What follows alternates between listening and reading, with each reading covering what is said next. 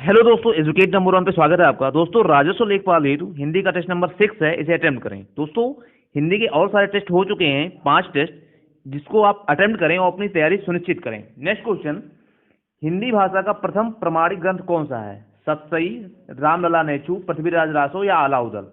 दोस्तों, इसका आंसर बताएं। दोस्तों, इसका सही ऑप्शन होगा option number C, Prithviraj Raso.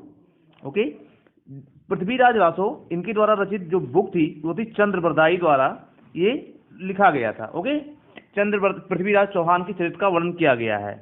ये पृथ्वीराज रासो हिंदी के 20 रस का सर्वश्रेष्ठ महाकाव्य है। दोस्तों, सतसई, इसके और ऑप्शन को देखते हैं। सतसई ये बिहारी द्वारा ग्रंथ लिखा गया है। ओके, बिहारी। और रामलला नेशु, ये किसके द्वारा लिखा गया दोस्तों? ये तुलसीदास जी द्वारा लिखा गया है। Okay, next, Alha Udal. दोस्तों, आल्हा उदल चंदेल शासक के सेना नायक थे। इनकी वीरता का वर्णन कवि जैनिक ने किया है। ओके, जैनिक ने गेय काव्य के रूप में किया हुआ है। ओके, नेक्स्ट क्वेश्चन देखते हैं। निम्नलिखित में से कौन सा हिंदी साहित्य काल विभाजन नहीं है? आधुनिक काल, रीति काल, भक्ति काल या संयुक्त काल? दोस्तों, जो आदिकाल को हम लोग वीर गाथा काल भी कहते हैं। ठीक है, आदिकाल को हम लोग वीर गाथा काल, ये 650 ईस्वी से 1350 ईस्वी तक था। ओके, और भक्ति काल, इसके बाद हम लोग देखते हैं भक्ति काल को हम लोग, जिसको हम लोग पूर्व मध्य काल भी कहते हैं, ये 1350 से 650 1650 तक था। इसके बाद रीति काल आता है। रीति काल को हम लोग उत्तर मध्य काल भी कहते हैं। ये 650 ईस्वी से 1850 ईस्वी तक था। ओके, उसके बाद नेक्स्ट जो आता है हम लोग का भक्ति काल, भारतेंदु काल। ठीक है, भारतेंदु काल, आदिकाल, भक्ति काल, रीति काल, उसके बाद भारतेंदु काल, जो 1850 से लेके अब तक चल रहा है। ओके, तो इस तरह से इसका सही ऑप्शन क्या होगा? Option number D. Next question, कर्कश का विलोम नीचे दिए गए विकल्पों में से चुनें। कर्कश का विलोम क्या होगा? दोस्तों, कर्कश का विलोम क्या होगा बताएं? कठोर, विवेकी, विनम्र या मधुर? कौन सा ऑप्शन सही होगा? मधुर। ओके, इसमें ऑप्शन नंबर मधुर ये सही होगा, ऑप्शन नंबर सी इसका। ठीक है, तो मधुर इसका राइट ऑप्शन होगा। ओके, जबकि कठोर का क्या होता है दोस्तों? कोमल, ये तो बहुत इजी है।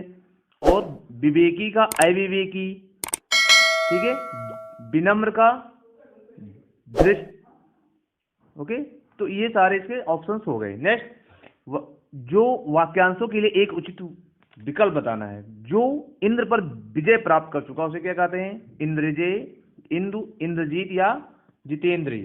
दूसरे का सही ऑप्शन क्या होगा? जो इंद्र पर विजय प्राप्त कर चुका होगा इंद्रजीत कहलाता है। ओके, और जितेंद्रिय, जो अपनी इंद्रियों पर विजय प्राप्त करने वाला, वो जितेंद्रिय कहलाता है। ओके, तो इसका सही ऑप्शन क्या होगा दोस्तों? ए। नेक्स्ट, उच्च कुल में पैदा हुआ व्यक्ति क्या कहलाता है? सवर्ण, धनी, श्रेष्ठ या विनाश? इसका सही ऑप्शन क्या होगा दोस्तों? यहाँ पे इसका क्या होगा? यहाँ पे कुलीन होगा। ओके, तो इसका सही ऑप्शन क्या होगा दोस्तों? ऑप्शन नंबर डी, कुलीन। नेक्स्ट क्वेश्चन, ईश्वर तुम्हें दीर्घायु दे कि अर्थ के आधार पर वाक्य का भेद बताएं। प्रश्नवाचक वाक्य, विस्मयवाचक वाक्य या निषेधवाचक या इच्छावाचक? दोस्तों, इसमें क्या होगा?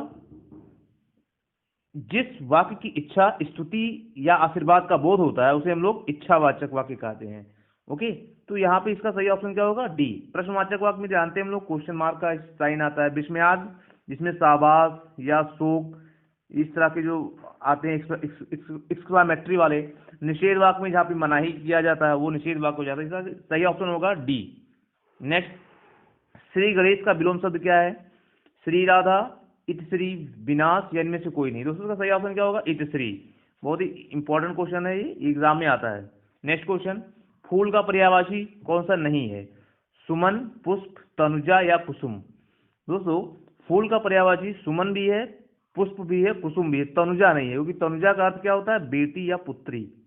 ओके, तनुजा का अर्थ क्या होता है दोस्तों? बेटी या पुत्री। नेक्स्ट, किस रस को रसराज कहा जाता है? वीर रस, हास्य रस, श्रृंगार रस या शांति रस? दोस्तों, श्रृंगार रस को हम लोग रसराज की उपमा से अलंकृत किया गया है। इसका सही ऑप्शन क्या होगा दोस्तों? सी। ओके, इसका सही ऑप्शन क्या होगा? Option number C. इसको हम लोग रसराज हम लोग कहते हैं। ओके, नेक्स्ट क्वेश्चन देखते हैं। मन रे तन कागज का पुतला, लाग बूझ बिनस जाए छिन में, गर्व करे क्या कितना। दोस्तों इन पंक्तियों में कौन सा रस है?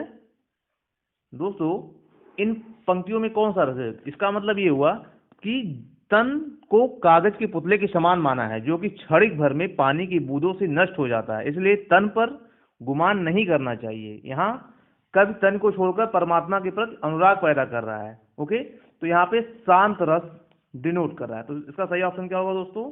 डी। नेक्स्ट क्वेश्चन, जिस छंद में 4 चरण और प्रत्येक चरण में 16 मात्राएं होती हैं वह क्या कहलाता है? दोस्तों चौपाई। चौपाई एक सममात्रिक छंद है। इसका सही ऑप्शन क्या होगा? दोहा, सोरठा, रोला या चौपाई? इसका सही ऑप्शन होगा चौपाई। क्यों? चौपाई एक सममात्रिक छंद है, इसमें 4 चरण तथा प्रत्येक चरण में 16 मात्राएं होती हैं।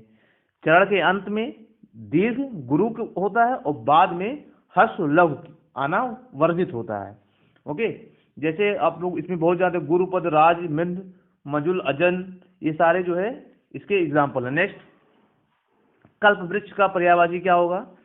परिजात, कल्पतरु, देववृक्ष, ये सभी। दूसरा सही ऑप्शन क्या होगा?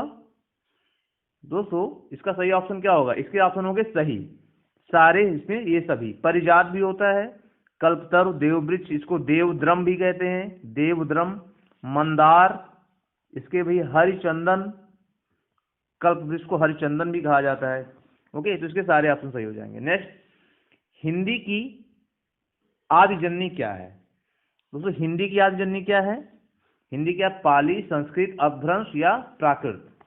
दोस्तों वैदिक संस्कृत से हिंदी भाषा का विकास हुआ है।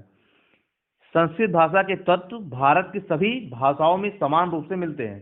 इसका सही ऑप्शन क्या होगा? Option number B. Next, Hindi Diwas कब मनाया जाता है? 14 अक्टूबर, 14 सितंबर या 11 जून या 15 सितंबर? दोस्तों ये 14 सितंबर को मनाया जाता है। नेक्स्ट क्वेश्चन, नीचे दिए हुए विकल्पों में से रेखांकित शब्द, जिसमें रेखांकित अध्ययन है, दिन रात अध्ययन करने पर भी वह प्रथम स्थान ना आ सका, प्राप्त ना कर सका। सही अध्ययन कैसे लिखा जाएगा? इसका सही ऑप्शन क्या होगा दोस्तों? फर्स्ट, सेकंड, थर्ड या फोर्थ? अध्ययन, इसका सही ऑप्शन होगा बी, अधा या न अध्ययन। ओके, नेक्स्ट क्वेश्चन, अविकारी शब्द क्या होता है? संज्ञा, सर्वनाम, अव्यय या विशेषण? अविकारी जिन शब्दों के रूप में लिंग, वचन और कारक के अनुसार कोई परिवर्तन नहीं होता है उसे हम लोग अविकारी शब्द कहते हैं। ठीक है, जैसे आगे, पीछे, ऊपर, नीचे, यहाँ, वहाँ, ये सारे हो गए। ओके, अविकारी शब्द। ओके, तो इसका सही ऑप्शन क्या होगा दोस्तों? अवयव, अव्यय। ठीक है, ठीक है, अविकारी शब्द को हम लोग अव्यय भी कहते हैं। इसके 4 भेद होते हैं, क्रिया विशेषण, संबंध बोधक, संबंध बोधक और समुच्चय बोधक या विस्मयादि बोधक, 4 इसमें होते हैं। नेक्स्ट, हिंदी वर्णमाला में व्यंजनों की संख्या कुल कितनी है? 32, 34, 33 या 36? इसका सही ऑप्शन क्या होगा? दूसरे का सही ऑप्शन होगा सी, हिंदी वर्णमाला में व्यंजनों की संख्या है 33। ओके, नेक्स्ट क्वेश्चन देखते हैं, सदैव शब्द में कौन सी संधि है? यड़ संधि, वृद्धि संधि, व्यंजन संधि या गुण संधि? दोस्तों सदैव का संधि विच्छेद क्या होगा? सदा, धन, एव। ओके, यहाँ पे आ और ए ये मिलके ए की मात्रा बन रहे हैं। ओके, तो इस तरह से इसका सही ऑप्शन क्या होगा? वृद्धि संधि। ओके,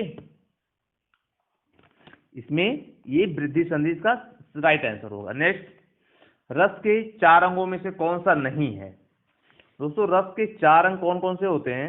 अस्थाई भाव, ओके, विभाव, अनुभाव और संचारी भाव होता है। नेक्स्ट होता है चौथा संचारी भाव। तो इसका सही ऑप्शन क्या हो जाएगा? Option number D. Okay, next question, Hindi वर्तनी का मानकीकरण किस वर्ष में प्रकाशित हुई थी? 1967, 1968, 1969 या 1970? इसका ऑप्शन क्या होगा दोस्तों? बताएं।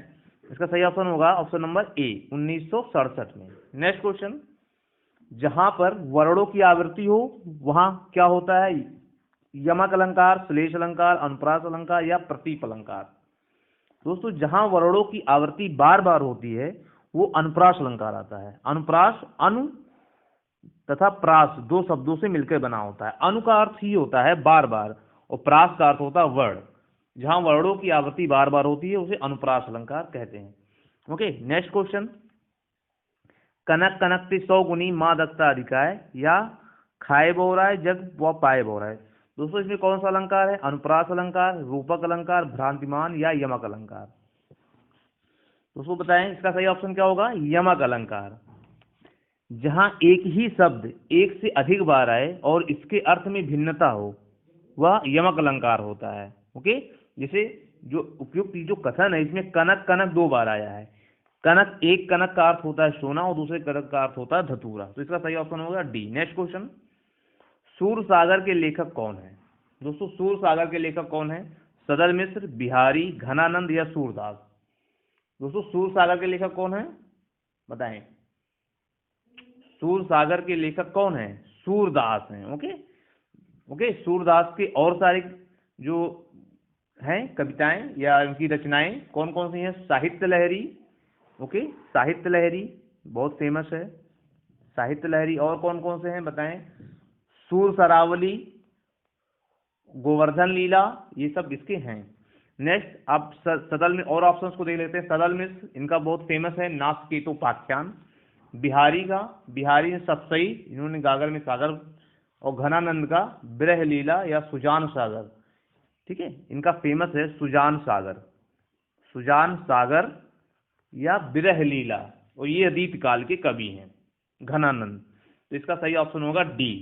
नेक्स्ट क्वेश्चन, भीम साहनी की रचना का नाम क्या है? चीफ की दावत, काव्य रचना, भारत दुर्दशा या सुख सागर। तो चीफ की दावत, इसका राइट आंसर क्या होगा? Option number A. Okay, Bharat दुर्दशा किसने लिखा है? ये किसका नाटक है? भारत दुर्दशा, ये नाटक भारतेंदु हरिश्चंद्र का है। ओके, तो इसका सही ऑप्शन क्या हो जाएगा? Option number A. Next question, शांत रस का स्थायी भाव क्या है? दोस्तों शांत रस का स्थायी भाव क्या है बताएं? शांत रस का स्थायी भाव वैराग्य, क्षमा, दया या निर्वेद। तो शांत रस का सही स्थायी भाव क्या है दोस्तों बताएं? निर्वेद। ओके दोस्तों, इसमें हम लोग जान सकते हैं शांत रस का स्थायी भाव निर्वेद है। श्रृंगार रस, ऐसे और सारे जिसमें देखिए श्रृंगार, श्रृंगार का स्थायी भाव कितने होते हैं? रति होता है। हास्य का हास होता है। करुण रस का स्थायी भाव, करुण रस का स्थायी भाव शोक होता है। वीर रस का उत्साह, रौद्र रस का क्रोध, भयानक रस का भय, विविध रस का घृणा या जुगुप्सा, अद्भुत रस का विस्मय या आश्चर्य। ओके, और शांत रस का निर्वेद, और एक होता है वात्सल्य रस, जिसका वात्सल्य रस भी हम लोग कह देते हैं। ओके, तो इस तरह से इसके आपके कितने क्वेश्चन सही हुए दोस्तों, ये आप जरूर बताएं। दोस्तों अगर वीडियो अच्छा लगा हो तो वीडियो को लाइक, शेयर और चैनल को सब्सक्राइब जरूर करें। Okay, thank you so much.